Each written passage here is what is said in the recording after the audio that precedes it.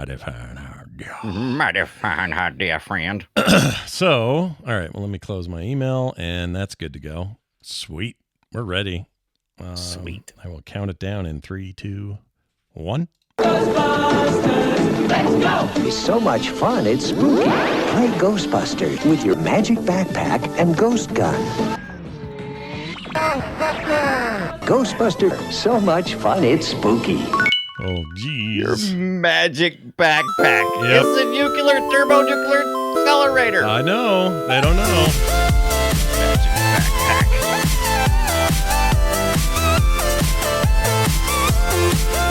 Hey, everybody. Welcome to Play Retro. We'll get to that backpack in a minute. That so much. I know. I'm It's sorry. really bad. Welcome to Play Retro. I'm one of your hosts, Scott Johnson, and there is only Zool. How do I know this? Don't worry about it. I just do. The important part is that we need to get sexy possessed Sigourney Weaver into an 8-bit sprite ASAP. See you in the Ecto 1, Brian. Woo! And I'm your other host, Brian Dunaway, and I ain't afraid of no ghosts, but I do have a slight aversion to giant 8-bit marshmallow sailor men running around my grid-based cities, stomping on my buildings. Who you gonna call? Not me. I'm heading back to the headquarters to unload my traps and find Winston. Where the hell is Winston? He's in Congo, the movie Congo. Oh, he was in the movie Congo, wasn't he? Yeah, it was. He's the one that says lava tubes. That's Lava that guy. Tubes. Why the end of Congo is scary. Yeah, it think is. That was a video game too, Congo. Did they make a Congo? I didn't know that. Let me look that up. Surely they did. I may be lying. yeah. I may be lying. My name is Brian. Let me take a look for Lion Brian. Let's see. Congo the movie, The Lost City. That's not it. Congo the movie, The Lost City. Congo. Congo. Congo. There's a book. There is a Congo on Steam, but it is not tied to the book or the movie. It is just. There is for the Sega Saturn. There's Congo the movie, The Lost City of Zen. Oh, so it is that other movie though. Then. Yeah. Oh, but here that's it is. the movie, right? No, is that that's the movie? That is that's the movie. You're right. First-person shooter, 1996. Let's see. Developed by American studio Jumpin' Jack Software. Terrible. Oh yeah. Let's see. How did this do? Reception. Seeing middle reviews. It says the Middling. enemies look too cartoonish, and the game as a whole contributes really nothing to the Doom genre. Back then, that's the all Doom we genre. Well, that's all we cared Spoiler. about back then, is that everything had to be like Doom. You know, that was Yeah. the deal. Let's look this up. I just want to see some video, which means you'll get to see it too, Oh yeah, please. Yeah. Sign me up. and not 12 seconds later like it used to be. Okay, long play. Can't wait. Here we go. Let's take a look at a brief It's in a book. look. Here we go. Okay.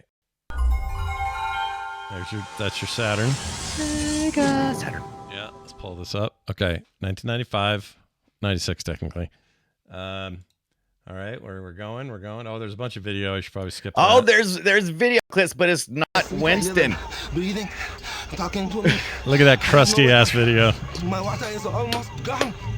Okay, then you get into the shooter. Oh my gosh, you're welcome, listeners. You're getting everything that you need from this just by listening. Oh my gosh, look at these. They are cartoony. Look at the tongue that comes out of these things. Hold on. Oh, this guy is shooting geckos apparently. So far, no albino monkeys. No. Are they monkeys? Where are they? Gorillas? They're gorillas at the end, and they were albino, and I do not like them. They're horrifying. Yeah, they're terrifying. All right, get to That's it. just a regular old monkey. I want to see him. I want to see another creature here. Oh, he shot the wood. Fantastic. I was about to say it was ostriches, and then it turned to wood. Oh, spiders. Spiders. Yeah, we're gonna have to talk about this one eventually. Yeah, this might come up again later. Freaking Congo. But this week we played the Ghostbusters video game that I played back in the day on the Commodore 64, and apparently it was everywhere on the 8-bit computer systems. show and maybe me a few show me consoles. that new Commodore you got. Show it. Oh yeah, so let's flip over to my new Commodore. So we'll talk about that real quick. I got the Commodore Maxi, and from the view of it here, you may notice it looks exactly like a Commodore 64 because essentially on the outside it is, but on the inside it is nothing more than the Commodore Mini. It's made by the same people who made the C64, and it comes preloaded with 64 games, which you can launch from a carousel mode, or you can go into, if you care to, go into the basic mode, and you can type in load asterisk comma 8 comma 1 and load up your system. And I also got the nice little joystick that came with this thing. Listen to this thing. Ooh. Crispy Kreme. Yeah, I like that. Very crispy, but I've been playing the crap out of this thing, especially Ghostbusters, and I did just that. Hey, you want to see what a real Commodore 64 looks like? That right there. Looks just like that, but here is my other real your Commodore real 64. one. How come the keys are different? You get the chocolate keys on the side there. So as it went along, the function keys were different colors. So I forget which came first. I want to say that the lighter brown came first, but I could be wrong. And then they went with these kind of grayish buttons. There's a little bit of difference in the color in this C64 Maxi, but it's a pretty darn good, faithful representation of what the original was. So the all keys the way work, down, right? The keyboard absolutely works. Okay. The keys not only work, the space bar is shitty, just like in the original. Great. Which kind of surprised me, because when I started hitting it, I was like, oh my God, this is exactly like the crappy space bar that's been on all of these Commodore 64s. So I'm pretty excited about I wasn't it. even like a Commodore kid, but I remember people talking about the keyboard being or the space bar being bad. I remember the space bar, man. I used to there's so many times I had to take this thing off and put it back on and everything else. Yep. It's not great, but otherwise it's fantastic. I get all the feels that I get, because I've talked about this for nostalgia purposes. To me, it's the tactile feeling. The visual part of it, but not nearly as important to me, is the feeling of what it feels like to type, you know, and the timing is always really important if you're doing it for nostalgia.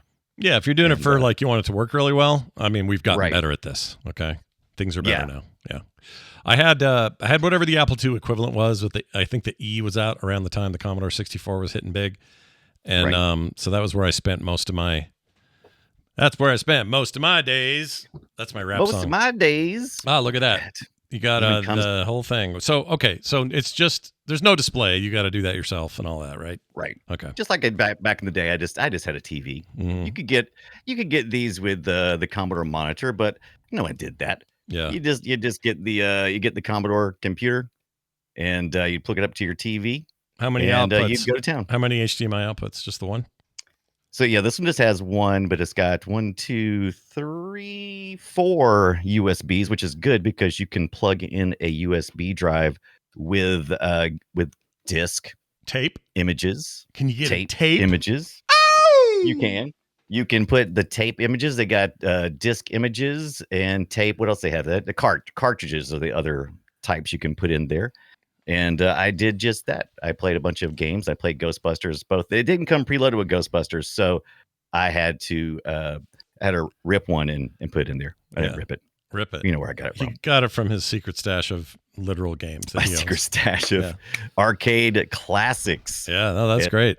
Dude, that's awesome. Are you going to write any like code or anything? Do like a little basic program or anything like that? Yes, I actually am. I've got a couple of magazines that are on the way, and I'm going to try my hand at programming, as well as archive.org is back up, and there are quite a few magazines on there where you can just program. Because if you never heard me talk about it, most of my gaming on the Commodore 620, VIC-20 and Commodore 64. Yeah. I'm going to smash those two words together. Yeah. Most of my gaming was done through programming it in basic programs. So no assembly language or anything like that. I had a couple of carts, but for the most part, it was magazines, typing in all day, and then getting to play some video games. Yeah, that sounds all right. That sounds all right. Yeah. You had to work for your games back then, you know? You had to work for your games, and nothing more disappointing than when your stepdad was tired of you sitting around all day. You've heard the story. Oh, yeah. Hey, stop sitting around all day inside, you big lazy lump. Yeah, go outside and kill an animal with your bare hands. So he thinks it'd be clever if he turns the breakers off to my bedroom. Oh shit! That's right. Every bit of that to save. I loved him. He was no. Whatever. He really done a lot for me. And our parenting, the people who parented us, the OGs, the steps, whatever, they do the best they can, but they don't know stuff. They don't know where. Just like I didn't. Just like you didn't. Our kids are growing up now. It's like, well, they're gonna have conversations. They're gonna go. Yeah. I can't believe Dad told me it needed to be that. And I'm gonna sit over here going, I said no such thing. Anyway, well, that's great. Congratulations on your acquisition. Oh, I'm so excited. And when I was getting that Commodore 64 out, I forgot that somebody had sent me a Commodore 128 and that I was supposed to order a power supply and some stuff for it. And I'll be messing with it in the coming weeks too. So I'm having a real Commodore moment. What is it? Have you played Atari today? What's the Commodore tagline? What's the Commodore Have you ad? eaten a chicken and farted blood? Have you played a Commodore today? No, that's not right. That's It's definitely not not it. right. That's the other one. What is it? Hold on, I'll look it Commodore's Unreal. No, what's the dang ad? up. Commodore. Do you remember? It is for the 64 though. That ad campaign, right? Yeah. It was mostly for the Commodore 64, but it was something like a little jingle, little quick stinger. Was it this? Because that's how Atari was. It had a little stinger thing.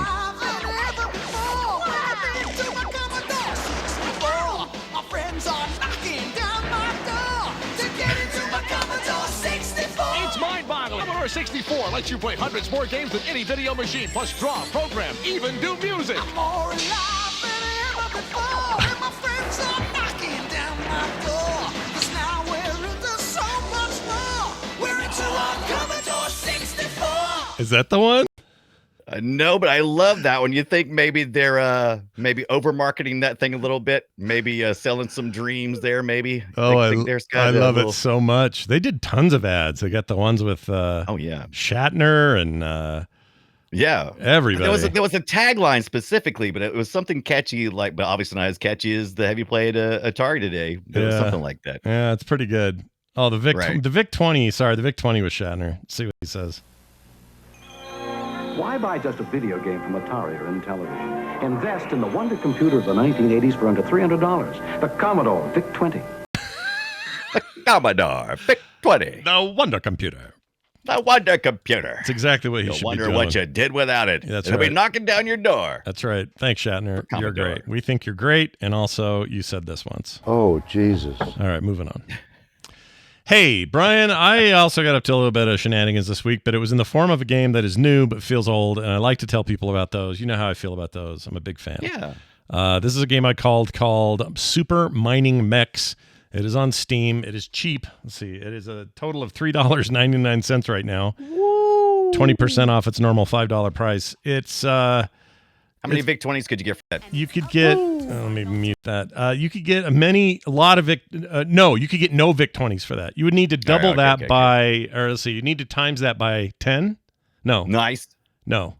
Wait. 100. Wow. Times that by 100. Yeah. And then you get a Vic 20. 300. Yeah. It's came out cool. this week. Yeah, it just came out this week. It's brand new. It's works great on Steam Deck. So for those wondering about that, it's perfect on there. Even though they don't have it yet verified for it, it's just one of those games that just works. It's all very pixely. The animation. I don't know why I'm getting audio. Let's mute it. There we go. The animation is, like, I don't know, 16-bit era looking graphics or whatever. And your job is to go down and land on these planets, hop out of this little space capsule, and you're in charge of driving this mech through the ground and digging up money and rare stones and doing missions like, hey, we're supposed to go find 15 silver and 2 plutoniums or whatever.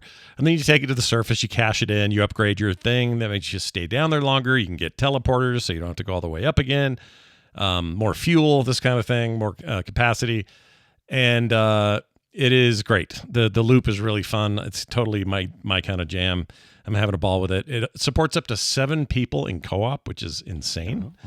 I've not done any of that. I've only played solo, but yeah, it's very cool. Very cool little time waster, and I had a ball with it. And you conquer the characters kind of like Pitfall characters. Yeah, a little Pitfall. Harry. Sure, that's a fair way of putting it. They're not super detailed or anything, but they don't need to be. There's this one guy you have to talk to a lot who's kind of annoying, but whatever. There's always that in a game. It's fun, and I would like to recommend it. For $4, you cannot do better than that, I don't think. And it's currently sitting. It's only got 186 reviews, but it's at 92%, which is pretty damn good. It's only been out for like 4 days, so it's doing pretty good for a small little tiny game, little indie team. I don't even know how many people there are. For all I know, this is like 1 or 2 dudes. Let's see, Delayed Victory. They've done. This is their first game. All they really have out is some soundtrack stuff, some magnet things. Anyway, seems like a really cool start for a small little team, and I think people should support them. Yeah, so go check it out. That, again, is called Super Mining Mechs. Where am I supposed to get a Windows 7 machine, Intel i5? What is this, 2024? These are the minimum specs, not the max. You can have anything past that, right? Isn't that the deal? Hold on. Will it run on my Commodore 64? No, it will not. It looks like it could, but it won't. I don't know. Maybe you can compile it to work there. Who knows? You'd be surprised at how people have they call them demakes of modern games. You'd be surprised at some of the cool stuff. Matter of fact, when I was going through the game collection on the Commodore 64 over here, some of them were for 2022 games that were made in the last 4 or 5 years, and they were actually really good looking. Mm-hmm. Yeah, it's funny what you can do. This hardware though. Now you're going to do it because you have the programming, you got the keyboard, you got the Commodore. All mine's going to be in BASIC though. It's not going to be pretty. It's not going to be pretty. You think they call it Commodore? I mean, that's it's a European-based company that made all that stuff, right?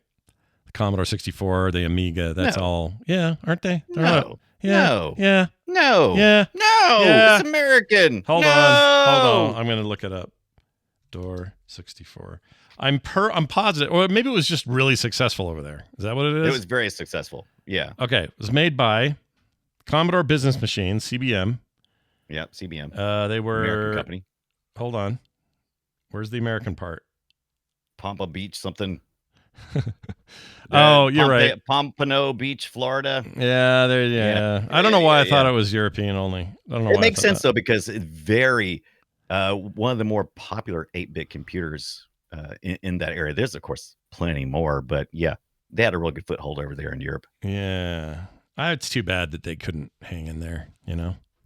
Yeah, it would have been cool to see them. Like, what would they be today? You look back at they would history. I'm still getting information in about this. I just learned about it the other day, but there is a new. So there's a name holder, right? There's someone who holds the name to Commodore, and they only license to very specific projects. And there is a new modern Commodore 64 with old bread bin style case that has a mini PC inside of it. Oh wow! And it runs on a Commodore 64 OS that is Linux. Oh, really? Yeah. I would mess around with that. Absolutely. I still need to learn more about it. But can you play Hard Hat Mac? I want to play Hard Hat Mac on there. I don't see how you couldn't. Yeah, that was a good game. It was a good Mario ripoff at the time. Well, yeah. Well, anyway, hey, y'all, look at this. Y'all. Shall we play a game? We shall indeed. This week's game is a little convoluted because, it kind of went everywhere, but we're really gonna give some love to the C64 today. So it's not just Brian buying a new C64. This game was at its best there. The NES 2600, 8-bit DOS, Mega Drive version of the game, the arcade game even. I don't think any of these came close to that C64. Yeah, this is really a love letter to Activision, early Activision, and David Crane in his creation for this Ghostbusters. You remember David Crane? We talked about him before. A Pitfall. Yeah, Pitfall guy. And Pitfall guy. Yeah, we love him. But yeah, we love it. And man, I'll tell you, I remember playing this on the Commodore 64, and I thought, well, I'm just biased because it's what I remember. And then I played a lot of the other games, other ports and versions of it, and I'm like, no. Commodore 64 is the best. Yeah, it is. Really like I was just showing the chat some NES gameplay. Here is the C64 game. Some things are similar.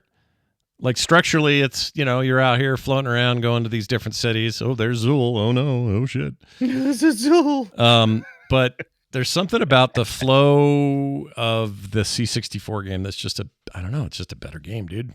Can't figure it out. All the game mechanics are there. And actually, it was built up the way the story goes. It was built upon another game engine. And they just kind of repurposed it for Ghostbusters. It's a franchise. But at this point in time, 1984, you didn't have any real success with good games based on movie properties. But this, in my opinion, was a really good game for the Commodore 64. You could say that the Commodore 64 games are not fun, but out of the Commodore 64 games, this is a really good one, in my opinion. All the way from the graphics, when you're playing the Ghostbusters, you literally feel, I wouldn't say literally, you feel like you're part of the movie, right? You're doing things. You're driving the Ecto-1. You're in like this overhead view after you equip it with all the equipment that the Ecto would need. Yep. and then you can collect ghosts as you go along, and then you get to a building because you've been called to the building, and you got to go outside, and you'll place your Ghostbusters strategically where a floating ghost is, and you'll try not to cross the streams while capturing the ghost, and then you'll go back out to an overview of the city, top down, and you'll wait for another phone call, or try to go back, empty your traps. Basically, you're doing everything that's in the movie. You're a Ghostbuster. You're a Ghostbuster. Hey, you're busting ghosts. That's what makes you feel good. Ghosts. Makes you feel good. Listen to that chip. And it makes you feel so good. Sid chip, give me some. Yeah, let me give you a little bit. Let me get the part. We just had some voice. Hold on. Here goes. Ghostbusters! Yeah, dude. So that's great, isn't it? Freaking love it. It's amazing, and it plays it automatically. Or what David Crane spent the last few weeks of the game development on, which was the introduction of the game. When you're starting the game, there's a little bouncing ball that comes out, and the music, little Sid music is playing like you just played right there. Yep. And they're playing the Ghostbusters theme. Then the lyrics come on screen, and it'll start doing a little bouncing ball style. And at any point in time, you can hit the space bar, and it'll give you that Ghostbusters clip that you just played. Ghostbusters! No way. I didn't know that. I played this on a very crappy way of emulating it, and I didn't know that at all. Damn it. Yeah, you want to hit it right when the ball gets there. It's like, da, da, and you go, Ghostbusters! And it's a lot of fun. Like I said, there's just such love and fun in this game that makes me feel like I'm really doing the Ghostbusters. Now, I do say that this is the very best one, but I will say that the Sega Master System is really good. But it took a little while for it to come out, and they learned everything along the way, including, in my opinion, what not to do, which is what Nintendo did with their version. Now, I heard from a couple people this week, they love the Nintendo version, probably because it's the only one they ever played. Yeah. And that's fine. Yeah. Which is what I'm showing right now. But yeah, sometimes the one you played is the one you think is good. And that's fine. Right. Absolutely. But it kind of breaks it. So, Nintendo is famous for putting gameplay first. Unfortunately, they found some gameplay that didn't really, in my opinion, really match up with the spirit of Ghostbusters. Like when you're trapping ghosts, now instead of, now there's a whole bunch of ghosts in front of a building, and you send up little bubbles of electrons. You don't have streams. That's the whole thing, man. You want streams, right? You don't want bubble-rific caption ghost. I don't like that part. And the other part too is that instead of having this really cool little catch a falling ghost with your car, like on the Commodore 64, suddenly you're playing like almost like Spy Hunter, and the other cars are like so evil, and you can run out of gas. There's like a gas mechanic. I don't ever remember the Ghostbusters running out of gas and having to push the Ecto 1 and having to get it refilled. That's some bull stank. Bull stank. That is. Yeah, I think it's bull stank as well. I agree with you. They shouldn't do that. Right. Look at this. Here's some capturing right here. I don't like how this looks. Right. This is the NES game. Right. Oh, geez. You all right over there? What That's happened? keyboard. Don't worry about it. It's not a Commodore 64. It's plain old keyboard. Okay, but look at this. These aren't streams you need to be careful not to cross. This is just some kind of weird bubbly diamond bullshit coming out of your hose. Yeah. It's not I mean, cool. I get it. They were looking for good gameplay, but along the way, they forgot to, I don't know. They forgot to make it a Ghostbusters game. Yeah. They got this, and the way the NES did the driving mini game, it's a lot more pulled out. And it feels like you're playing Spy Hunter. You feel like you're playing. It feels exactly like Spy Hunter, and for some reason, there's like red fire hydrants all along the way, which gets confusing because you're looking for the red gas canisters along the way to fuel up your car, which you do by running over top of it. Mm-hmm. In the meantime, the other car that's on the lane is constantly trying to crash you. And the thing that really pisses me off, because one of the things that is so hard about Ghostbusters from all of them is money management, because this game is really about business management from the inception. It's about equipping your car, making the right choices so that you can go out and capture the amount of ghosts you need so that you can get over a certain amount of money back so that you can go fight Zool. Isn't it a little annoying, though, that they chose that from the thematic elements of the film, which part of it was, how do we keep this place afloat? What crappy old building do we buy? We can't afford any of this. Ray, we're out of money. Like, I know that that's part of it. That is a weird part to include in your game. Unless, look, you do a tycoon game, big 3/4 view city, New York City, and you're running a Ghostbusters franchise and trying to keep cars out all the time and get your quote. Now, that sounds like a fun game from the ground up if you're going to make that. Right. But that's not what this is. This is more action-based, you know? Yeah, and in the Commodore 64 version, it's there, and the difficulty progression is it makes a nice little peak. You go up on the difficulty, you get to a certain point. The PK energy, that's really important in the game. I haven't talked about that, but this is like in Ghostbusters, the movie. There's kinetic activity going on in the city that is increasing, and it's going to crescendo in a finale, and you got to race essentially to get to the crescendo, right? Yeah. So in the Nintendo version, those stupid cars that are crashing into you, not only do they hit you, they're taking away money. So every time you go and you capture some ghost, then you go out on the road, and then you got to like Mad Max style your way through this, and you have to avoid the other cars. They hit you, you lose money. You're just constantly losing money. And if you lose enough money, your car blows up. And guess what? That'll throw you all the way on the other side of the screen. And that's important for when you're doing the overhead view, because when you're doing the overhead view, when you're trying to get to one building or the next, based on how far you have to travel in the overworld, determines how long you have to play that stupid ass Spy Hunter game. Yeah. And so if you run out of gas, it throws you all the way to the top left-hand screen, and you have to go drive it all back all the way back. Yeah, that sucks. So I was totally frustrated. I don't want to do that. I forgot about the That's exactly what Nintendo said to me when they did this, you jerks. But I played the Japanese version too, and once again, they tried to make it easier for the U.S. market, but I actually think it made it harder. So in the Japanese version for the Famicom, you have when you're on the Spy Hunter thing, there's 2 cars on the road trying to knock you off. In the American version, you only have 1. And I actually think it's easier when there's 2 because they kind of cancel each other out. But when there's only 1 car, that thing will go make a beeline straight for you, no matter where he is. It's just like, it's a little less predictable. The 2 cars were more predictable, I think. The N64, C64 version of the game, during that sequence, you're much closer over the top of your car. There's no other traffic that I'm aware of that you have to avoid. And you're just trying to position yourself to catch ghosts with the top of your car. Now, I don't think that's very canon either. So, these games took some liberties, It becomes canon once you watch one of the later movies where they're actually doing that. The car. Not that, but look at the video right now. See that? That little ghost up there. There's no like ghost magnet ghost who's just up there catching green ghosts as they fly. No, by.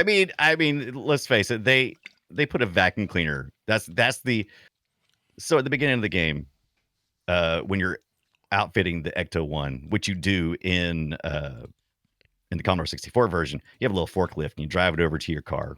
You got to put so many ghost traps on there. If you don't, you only got so much money to start with. And so you have to determine which things you want.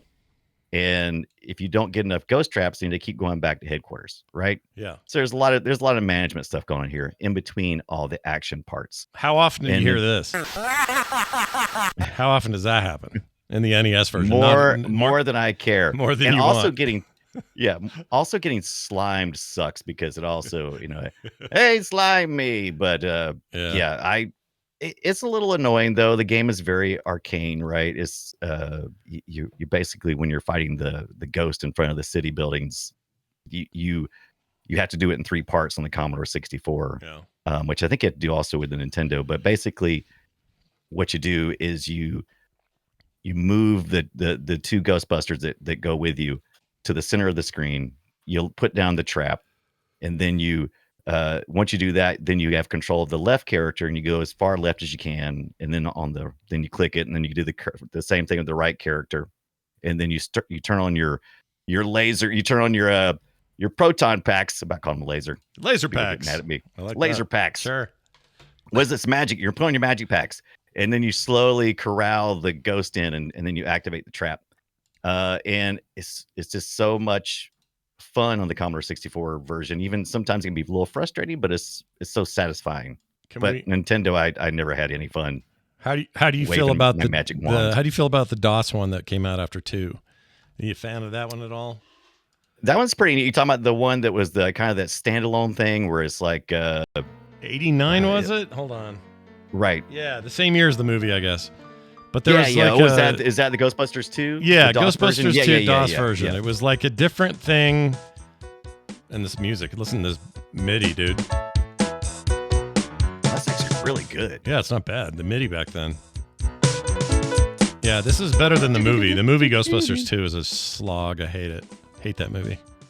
But yeah, you on this one on the DOS version, it's kind of like a shooting gallery kind of game. And if you ever watched the movie, the second one, which is fine if you didn't, the movie opens up with the Ghostbusters destroying the town again, of course. Yep. And then they have to go to court. Yep. And that's like one of the opening scenes here, I believe, is where you're in court. Look at his little tiny finger, by the way. Just check that out real fast. Look at this. Can you see it?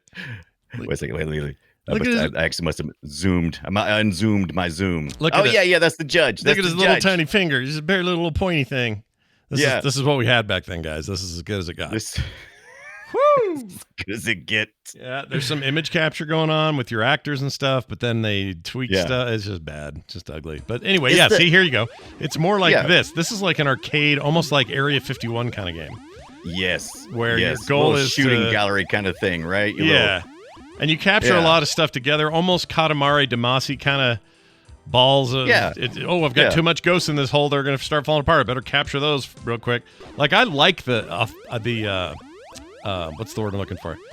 This is what's the word when you're feeling offbeat? No, not optimistic. The word is optimized. Nope.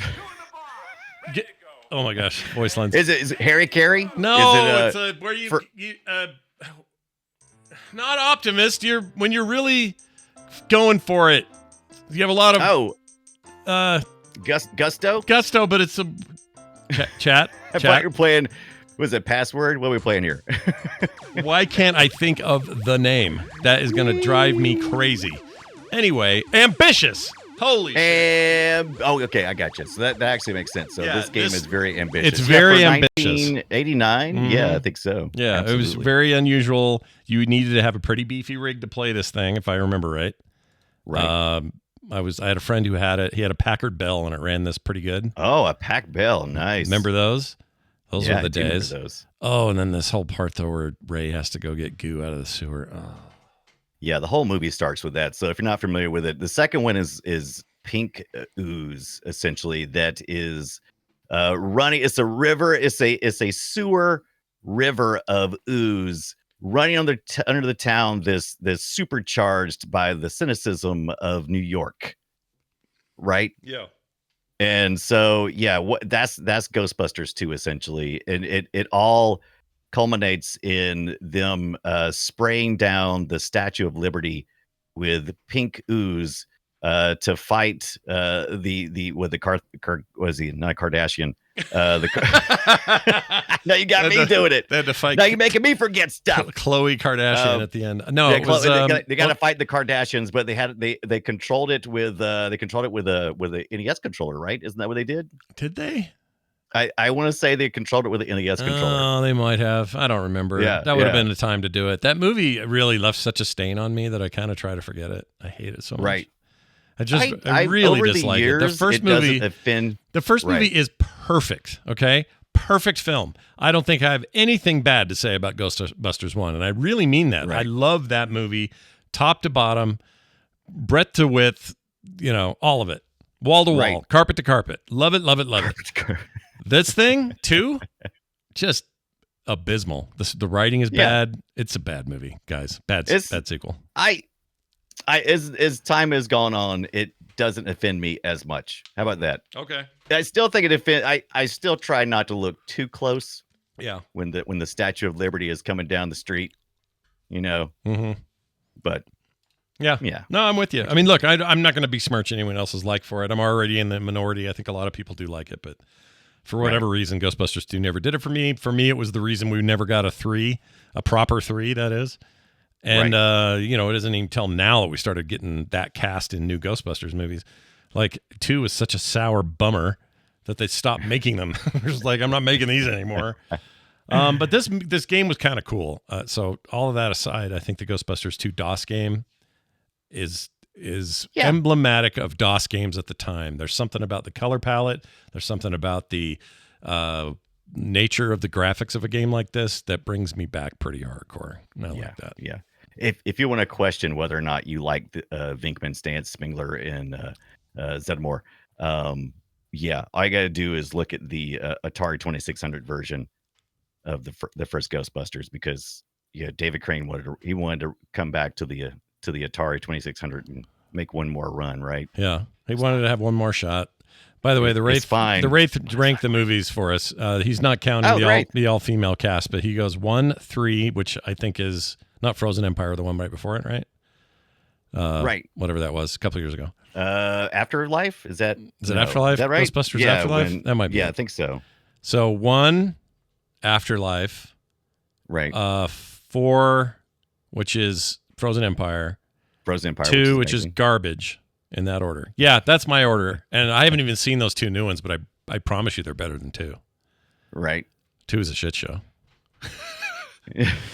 I just love giving it crap. Show. It's so bad, dude. I hate it. Yeah. But the game is not. The DOS game is all right. Yeah, it's okay. It's okay. That's the thing we're here to do. We're not here to talk about the movies. We are here to talk about the games and how well they represent the core concepts. And I think the 2 on DOS in particular does a great job of capturing the science and the interesting little weird minutia of running a thing like this, where the other games are just kind of top down, run around, move left and right. This is a little bit more like, I got to answer the phone. I got to click on this. I got to test the ooze I went and found in the sewer. Like, there's just more to it. And I like now, if you get excited and you run out and get the Ghostbusters 2 on an 8-bit system, you're going to be disappointed. Yeah, you're not going to like that. It's not the same. It's not good. No. That was not good. Not only is it not good, it's just not even close to the same game. It's like, no, I mean, it starts off and you'll be doing you'll be lowered down into the sewers to collect ooze, but it's really hard to understand exactly what you're supposed to do, because there's all kinds of wiggly things trying to poke you and stab you, and you're supposed to. It's just not good. I do like the little chibi. I didn't play it for very long. The little chibi looking Ray, little chibi looking. Like, I like these are cool. Like, I like the character art a lot, but the game is real basic. There's nothing really fancy going on here. No, you better play Ghostbusters 1. Did you ever play that modernish one that they just did a bit of a refresh or remake of? There's so many new ones coming out, and I've played a bunch of Ghostbusters since the original. Let's see. And yeah, there are a lot of good Ghostbusters games. Let's see if I can find the newer one. Personally, I prefer Luigi's Mansion. Oh, here it is. Ghostbusters. Hold on. Is this Ghostbusters Spirits Unleashed? Is this it? Is that it? I think that might be. I think there's one that's called just Ghostbusters that was more recent that I liked. Yeah, one of these came out in the 2010s. That might be what got the remake. This is one that's coming out, isn't out yet. And here's the thing about Ghostbusters. Given modern systems and capabilities, oh my gosh, look at him. You can do a lot with physics and the fighting of the, like getting the ghost trapped. You can do some wild stuff with your ecto guns, your freaking car, all that shit. Like, you could do some neat stuff. Right. And co-op seems like a no-brainer. Like, look at this. Look at this. Are you watching this or are you looking at something else? Look at this. Do you see this? I'm looking at it. That is amazing. Doesn't that look great? Look at that. It looks so good. Is that Spirits Unleashed on the PS4? Yes. No, this is Spirits Unleashed for... But it's the Spirits Unleashed, right? It came out in 2022. That is this one.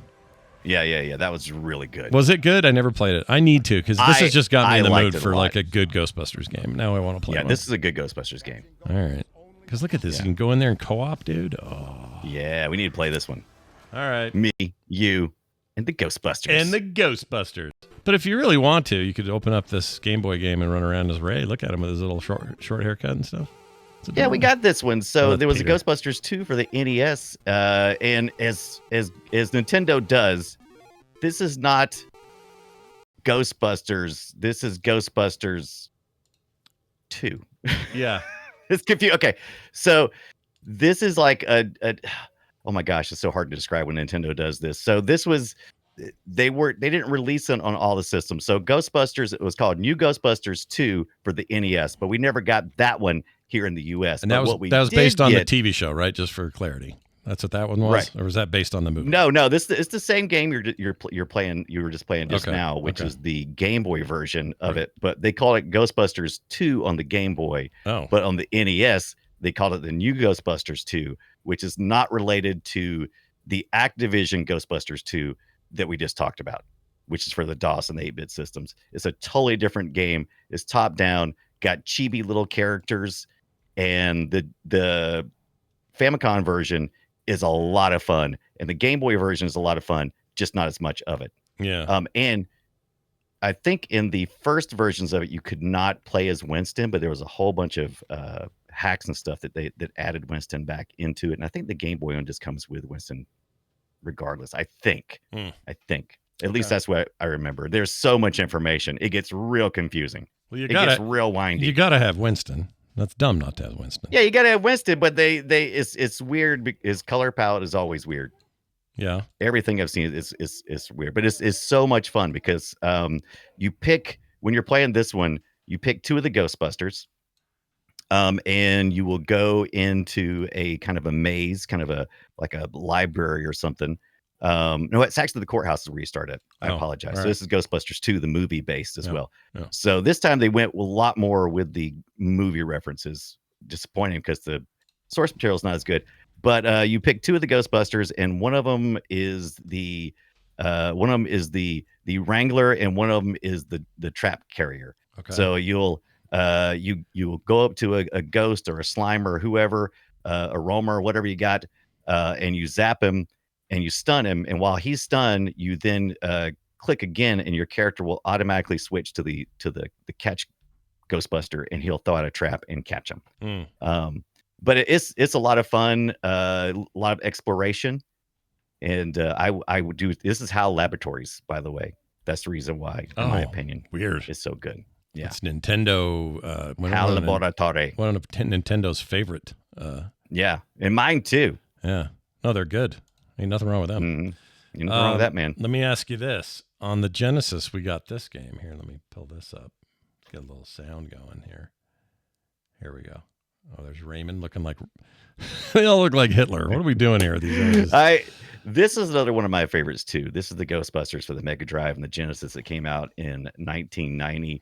And this time we're doing some a running gun, kind of a side-scrolling running gun game in between all these great cutscenes, Mhm. essentially of some very sad-looking Ghostbusters. Oh yeah, they're dark, man. They're dark.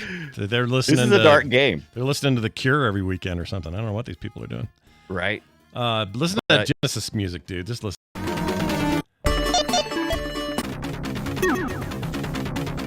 I mean, that's Genesis is all hell and back. But look Oh, at this yeah. boss fight, dude. Oh my gosh, Peter. Peter Venkman, look out, Peter! But they went with the ball blasters again instead of it's just so disappointing when they've done this. It's Yeah. a stream, but maybe that just was hard to. I don't recreate know, with these dude. I systems. think you could have. I mean, I know they're going for kind of a contra vibe here as far as control goes, but I think you Yeah. could have done like like zappy Yeah. long Yeah. beam somethings. You know, I don't know. I didn't play. I'll this week I didn't have time. I wanted to play this in just so I Yeah. could check it out. I didn't get a chance. Maybe there's something here. I don't know what the general feeling is about this game, but I found. I think it to people be, in general like it. Okay. Oh, so he does do beams later on. well, you can capture Okay, the ghost with the beams. Yeah. Oh my gosh, look Yeah, at that. yeah, That's yeah. the worst. That is the worst Bill Murray photo of all time. It's so amazing. If you haven't seen this one, at least go look up the Sega Genesis Mega Drive version of Ghostbusters from 1990. The character design is kind of hilarious, and I think it's got a charm to it that you just don't see. It is so 90s though. It is such a 90s kind of charm. Oh yeah. And, I mean, look at this. yeah. Look at these bouncy alien balls. I mean, this is just. Yeah. Where is this place?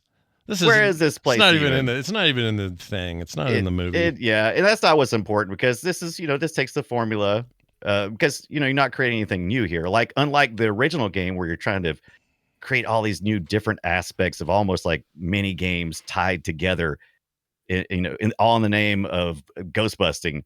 This one's more like, hey, we've got a game mechanic and we threw some Ghostbusters in it. Enjoy your game mechanic. Yeah, you're not wrong. It's fine. If Fine. you're a Genesis nerd, this is pretty good. So Yeah. play this. It's goofy. It is goofy. Watching the way he jumps sideways when he gets hurt, it just kills me. Absolutely love it. It really says something when the Commodore 64 version of Ghostbusters makes me feel bustin' feels good. It makes me feel more like a Ghostbuster than any of these other games did.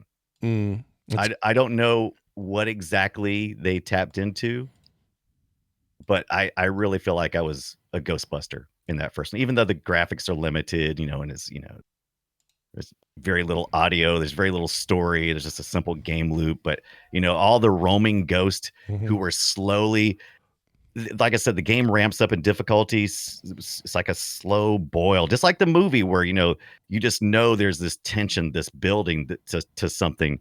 The same here, because the roaming ghosts that are coming on the screen that you can cut off because they're all headed towards the central Zool building in the overworld. Yeah. And if you cut them off, that'll pause them, and then you can try to catch them when you're in the race car part of it, when you're driving down the road. And if you don't, they'll eventually come together as the Stay Puft Marshmallow Man, and they'll start destroying the city, and that costs you money. Yeah. So you got to have ghost bait so that you can put that on pause and fight. So I don't know how that he crammed so much of what I found to be a Ghostbuster, but works for me. He did it. The arcade game from 1987, I think. There's also a 93 game. The Real Ghostbusters? Well, let's see. 93? So according to this, the Real Ghostbusters was 87 from... now, are you talking about the cartoon or the... Just this game I'm showing. And Okay, I played this back in the day. Right. And I think this is the one it's referring to. It's called Real Ghostbusters. It was a Data East game. And Right. I played this in our local arcade. This is 2 years after we lost the business, so technically we probably would have had this if Data East and my dad's company were still working together. No, I think you're right. I think it's 1987. Maybe that was a release for a different system. I think you're right. Yeah. I got that wrong. And I remember this being pretty fun. Didn't get a chance to play it this week, but I'm looking at it now, and they really did adhere to the beam. Yeah. Because look at that beam. Look at that shit. Look at that beam. Yeah. Look at that beam. Look at it. Waving that beam around, beaming on things, giving everybody the beam. Giving them the beams. You're getting the beams, baby. Let's get some sound from it. Wow. I'm getting a Gauntlet vibe from this. Big time. Yeah. Oh, that sound is horrendous. Ray needs sliming badly. Ray has a thing. I remember it being pretty fun, but it basically played like, I don't know. It's what are the top down? Give me a name of one of those top down army games where you just run around. Commando. Commando, like that. That's how it felt. Yeah. Except you had a beam and you could dump ghosts and yeah, it was really kind of that. Instead of guns and muscles, you had a suit and a beam. Yeah, a beam. You had some tentacles. So here's some tentacles. You got some little dirt devils, and you got Ray. Oh, you got Ray. You got some ghost storage there. Yeah. I don't know if that's Ray actually. This could be a generic. I can't remember what they did. The music was that definitely never worked. licensed. No, of course not. It never They did. always envision everybody's ever tried to sell anything Ghostbusters. They're like, oh, we can't get the original crew, but that's okay because it's kind of like a firefighter. We'll just keep replacing and putting new people in there, and it's just like, yeah, that doesn't work. Yeah. It's got to be that family of people, right? Mm-hmm. It's got to be the founders. It's kind of like the Skywalker stuff. It's like, oh, there's so many Jedis, and we can do all kinds of Jedi shit, and it's like, yeah, but honestly, we really want to talk about the Skywalkers and the Solos, right? I mean, that's what we're trying to do. That's what everybody wants. really talking about. Real quick here, I don't know if you said this. Maybe you did. The Ghostbusters game, the Genesis game, is on the Mini, right? It's included. Or no? I meant to take a look. I thought it was. No, I have this, and I have a memory of it. Yeah. Maybe it isn't. I could be wrong. Also, if you kill I a think ghost, I played it on this the game, Mini. this arcade game, if you kill a ghost, it creates a ghost, and then you kill that ghost again. Does that make any sense? Makes sense. Ah, Yeah, I makes- mean, if you yeah. kill a ghost, it's got to die and go to ghost heaven. Ghost heaven. So it's second ghost. Yeah, It's like yeah. it's like But second. nobody understands, like, you get an array of array. That's too deep after that. And then Ray is using a Ray. An array, yeah. Start getting, I guess, too deep. You can't do it. Peter's using a Peter. All right. Well, if you're going to go find a game like this today, if you get the remastered stuff or that new one we talked about, those are great. But I'm with you on Luigi's Mansion, 2019's Luigi's Mansion 3, as the best spiritual successor to the games anyway. They may not be, it's not a representation of the films and kind of ripping it off or anything, but just the feel of what those games were and trying to do. I think Luigi's Mansion 3 nails that. I love it. Absolutely. I mean, and you're sucking up ghosts with the vacuum. I mean, it's 100% Ghostbusters, right? Mm-hmm. You're taking a ghost and you're trapping it, but he never empties the trap though. No, you're right about now that. I'm a little disturbed. Well, he keeps it for himself for later, if you know what I mean. I don't even know what I mean. But there's something about the gameplay in that vacuum. I mean, it's clearly inspired by Ghostbusters. Like, it has to be, right? 100%. Like you're sucking You in think ghosts. It's like duh. Yeah. It's cool though. Yeah. You think it's inspired by that gorilla Ghostbusters? Oh, no. I think. Well, I don't know. Maybe I did that like Mario. I don't know. I'm not sure. I'm not sure about that. Mario. See, like, look at this ghost. This ghost right here in this video. I mean, this is Ghostbuster shit right here. Yeah, that's some Slimer stuff right there, right? Yeah, it's good though. It's a good game. Love it. Yeah, out now. There's a new one coming. I'm so excited. Yeah. Have you played the arcade version of Mario's Luigi's Mansion? No, that's the thing. Yeah. Oh yeah. Shut up. Hold on, I'm looking. Yeah. Andrew went. He played it at Dave and Buster's. He completed it. I didn't get to complete it. I played it for a little while, but he went in there with money in his pocket with the intention of defeating it, and he did it. Oh, it's like a shooter perspective. Yeah, you have like a little wand and everything. It's way cool. Oh, it looks. It's thing. basically like Area 51 on rails sort of experience. That looks like fun. Exactly. Modern game. Oh, I like this. Yeah, I didn't even know this is a thing. When did this come out? I think me and him played it about 5 years ago. So anytime before then, most likely. But I do know you can emulate it.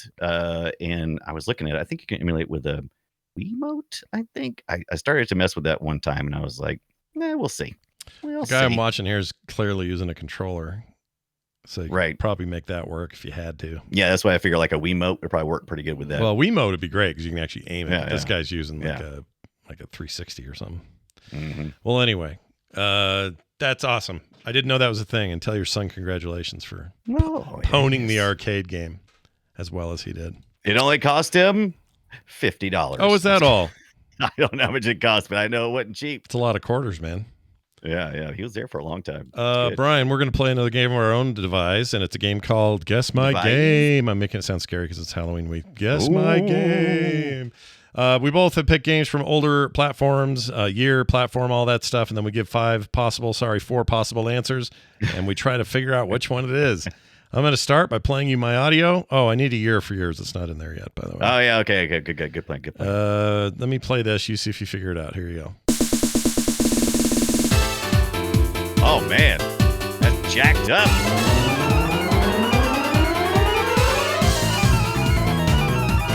I should tell you that this is arcade, and this is 2004. Sexy. 1996. I don't know why I said 04. 1996 arcade.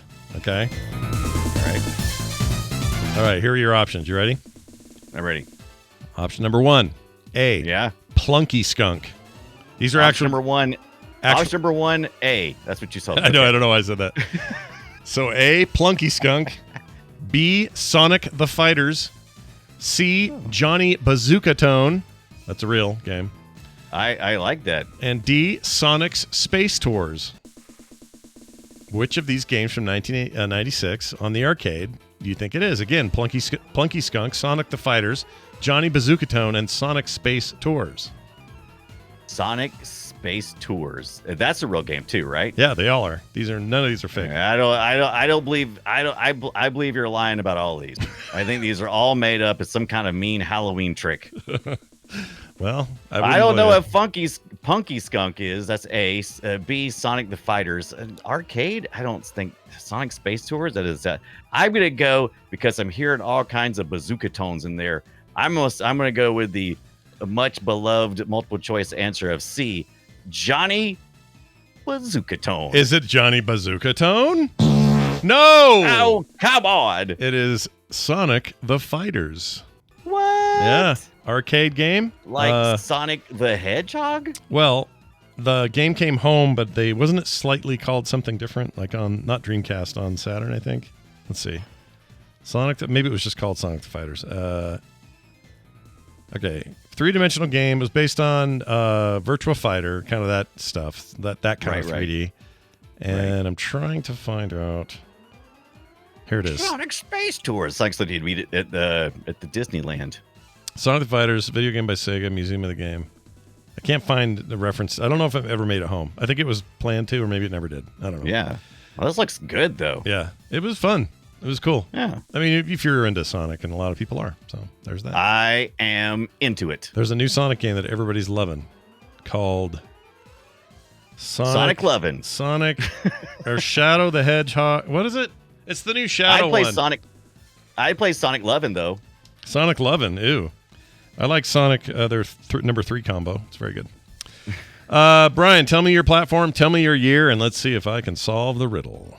Well, I broke out the Nintendo Entertainment System for this week's Guess My Game, and the year was 1986. I think you can put up your light gun. You're not going to need it this time around, but here are your choices as soon as you play a little bit of that sweet, sweet NES soundage. All right, here we go.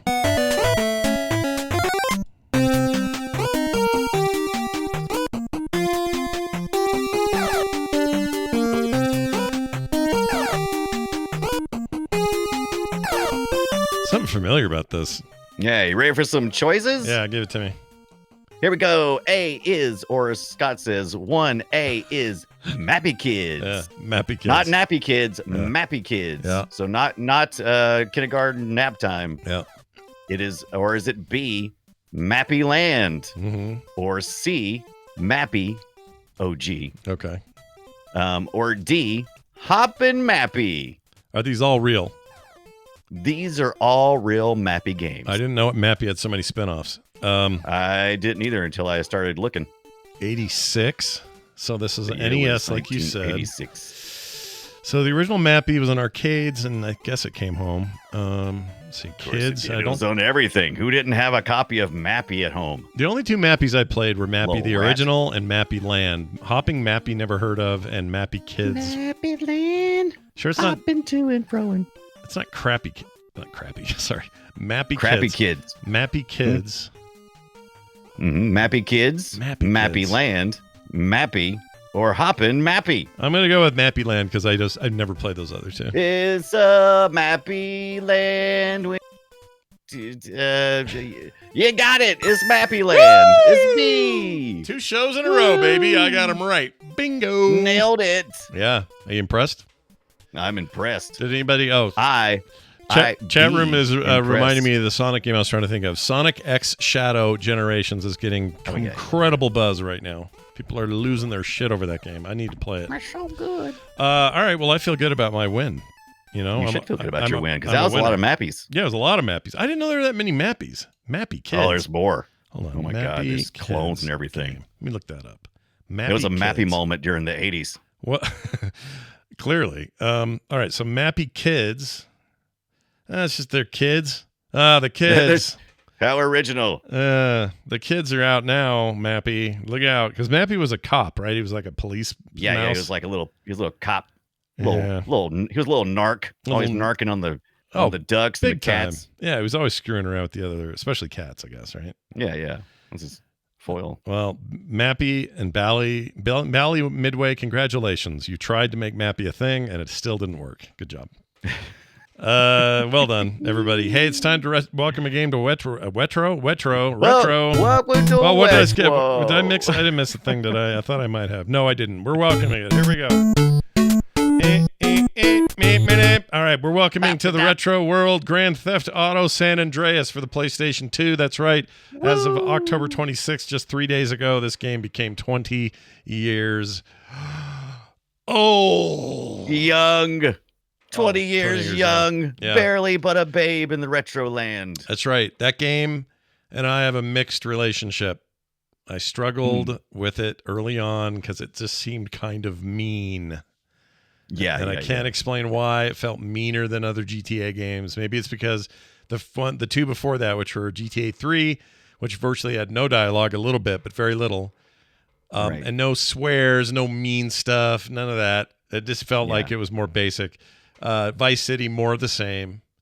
Although I think they did give voice to the protagonist, but it was still pretty tame.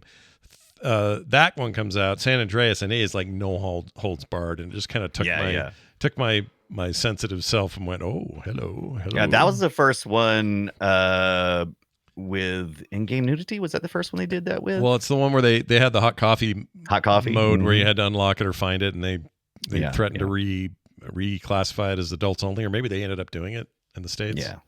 Somebody was freaking I'm with you, out though. about that. It felt a little more mean, as you said. It was like a little intentionally mean. You could choose to be mean in most of the rest of them, but it feels like you were being rewarded for being mean, maybe. Yeah, and the story was just more about people being rotten to each other.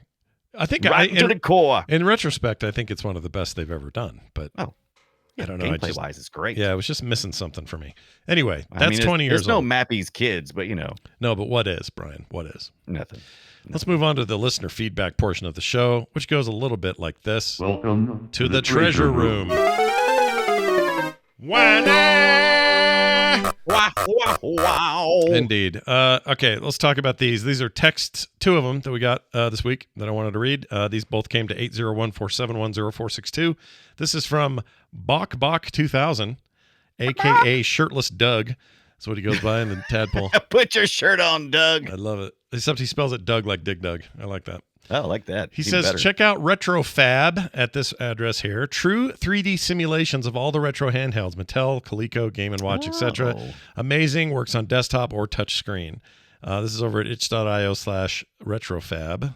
And let's see if I can pull this up so people can see it. Bart Simpson's Cupcake Crisis. Yep, 1990. Try that real quick. Yep, I'm sure this is legal. Here we go. It's an acclaimed game. I'm gonna hit play. Oh, I see. You got your little controller here. Yeah, a little. Yep, you got. Let's see. I guess Maggie's throwing some cupcakes. Is that what that is? I'm assuming so. And Bart is trying to catch the cupcakes. Yeah, and look, and I'm doing it all on my little LCD screen type layout. And if I accidentally go to the side, I can rotate that around, pretend like it's real hands. Oh, nice. Yeah, and look at you can rotate the 3D model around. It's pretty neat. I like that. Yeah, it's pretty cool. I like it a lot, actually. Yeah. I don't have much feeling for these things, these actual devices. They're not really. I didn't care about them. Because I don't remember the Atari Touch Me Simon Says looking thing just below that. Did you notice that? No, I never saw that one before. I saw it here, but I've never seen it in real life. Yeah, I've never seen that. I didn't know it. That's great. I love it. This other one, Casio Western Sheriff, I remember this, but I didn't like these like LED games because they tended to be so basic. LCD or LED? They're LED, weren't they? LCD. You're right. Liquid crystal display. You're right. Like a watch. Right. Yeah, I played these. Oh, here we go. Is it playing? Western Sheriff.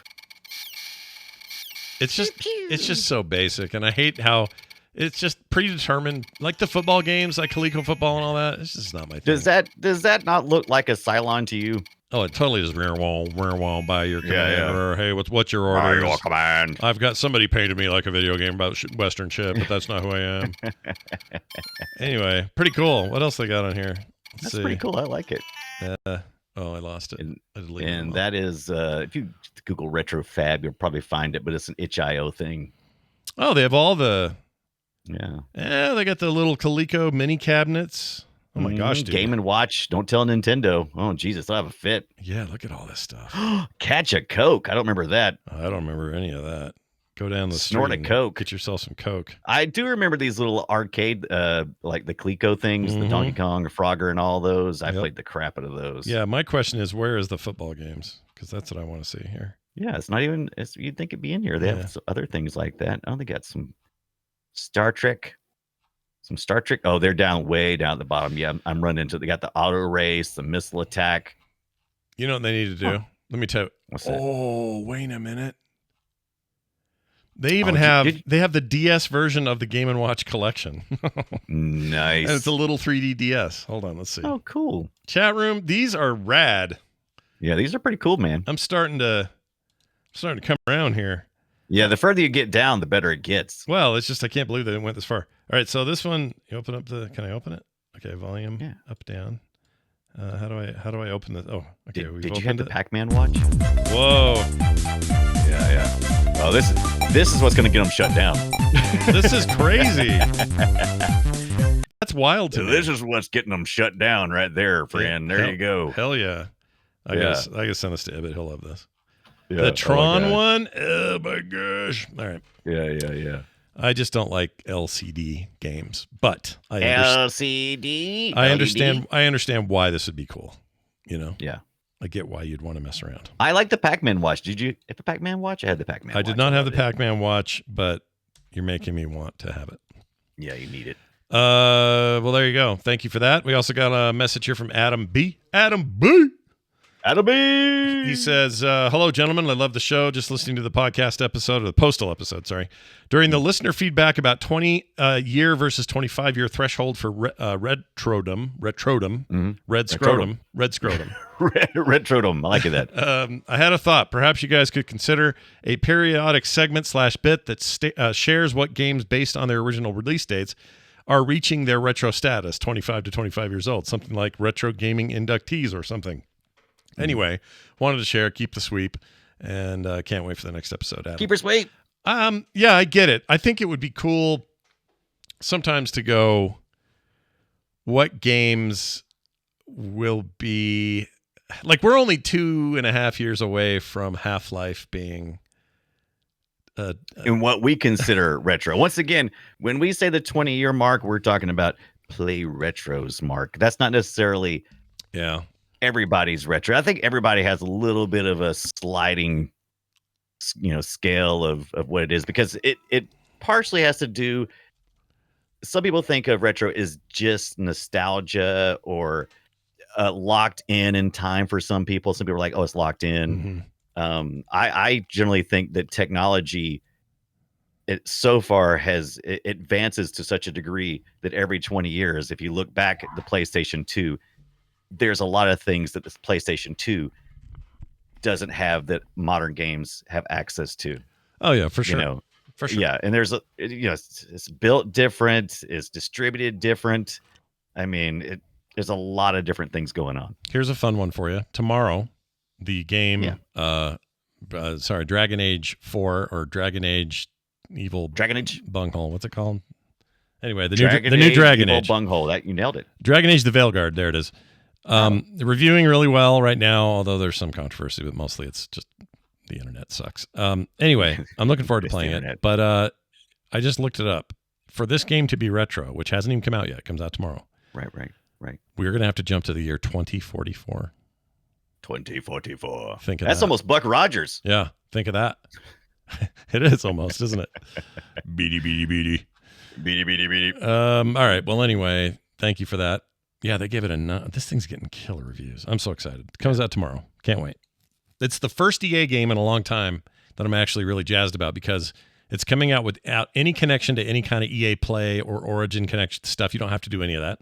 It doesn't have any middle launchers to run it. If you're running it on Steam, it just launches in Steam.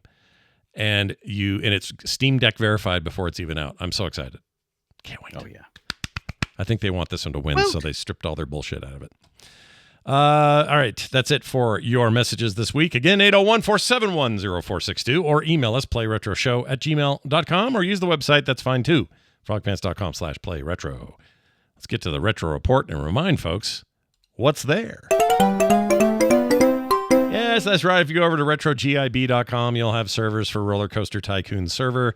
or Roller Coaster Tycoon server. That is what it's called, isn't it? Nailed it. Yeah. Unreal Tournament 99 and Unreal Tournament 2004, plus other stuff, including Retro Achievements info. That's Retro GIB. Dortcorm. Dortcorm. Hey, Brian. Our next game is going to be... Oh, I'm so excited about this. I am too. I'm very excited. I can't believe we haven't done this. And I almost for a minute thought maybe we did. But we'd actually talked about some of the spin-offs on our Game Gear episode in the Sega Does Zelda. We're talking about, Scott. Yep. We're talking about Golden Axe, baby. Golden Axe. What color's your axe? Is it golden? Good, because that's what we're going to talk about. Yeah, the arcade, all the way down to all the spin-offs, all the different versions for home. My favorite, I think, was arcade. I think there's going to just be a few that I really just am going to glow about. Yeah. It's the Golden Axe, baby. It's so much fun. I'm probably going to do some 3D prints because they're out there. Yeah, they're out there. They're awesome. Printing out a Golden Axe. Join us then. Or were you life size? Who did you? We can talk about it next week. But who was your favorite character to play in that game? The Golden Axe man. The little dwarf guy. Is he the one? The dwarf guy. Yeah, that's the one. Yeah. Because there's a big guy. I like the guy I beat up. She was who was the girl? What's the little short guy you had to chase around? What's his name? Oh, I don't know. Peter Dinklage. I have no idea. Peter Dinklage. Yep. I want to be the. Seriously though, I. You like the dwarf? Is that what you like to play? No, as? I like the girl, the Valkyrie or whatever. Oh yeah. Yeah. Was she called a Valkyrie? I like the barbarian. Is she a Valkyrie in that one? Golden Axe names. Hold on. I'm easy. I always like to play the barbarian. I mean, come on. You know he's the real guy. You know he's the cover art guy. Come on. They're also making a new game that's happening with those new games announced. Sega's putting out a bunch of these. Let's see. Here it is. Additionally, there's an animated cartoon coming where I will learn all of their names. Oh, here it is. I found it. No, I didn't find it. Where's the names of the people? The names of the people are little Gilius Thunderhead. Shut up. He's the dwarf. Shut up. Yeah, I'm not kidding. Gilius Thunderhead. That's okay.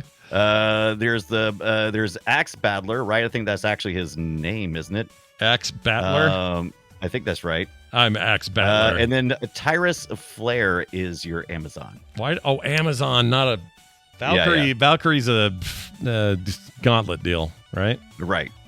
That's what's screwing me up. Anyway. Tyrus Flare needs food from Death Adder badly. Golden Axe 3 is good, dude. Maybe that's my favorite. We're going to talk about it next week. I'm looking forward to it. Battle Axe time, everybody. Get them out. Make them gold. Golden Axe. Get ready. It's going to be great.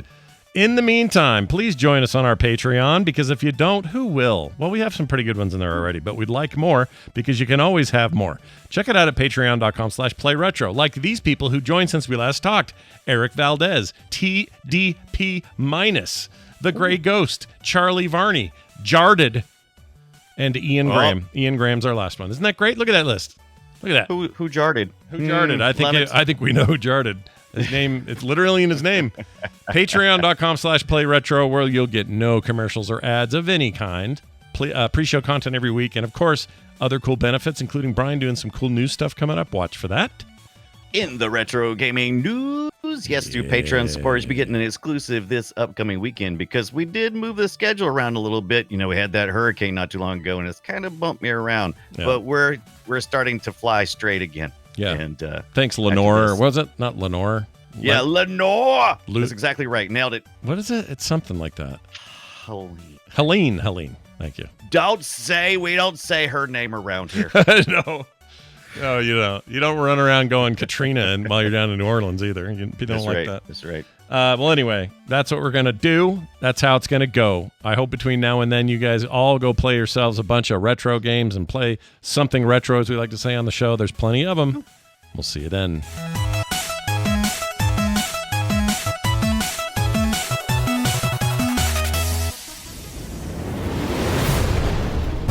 This show is part of the Frog Pants Network.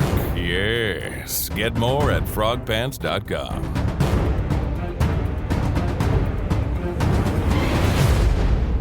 Butt sauce. I kept that from last week. Butt sauce.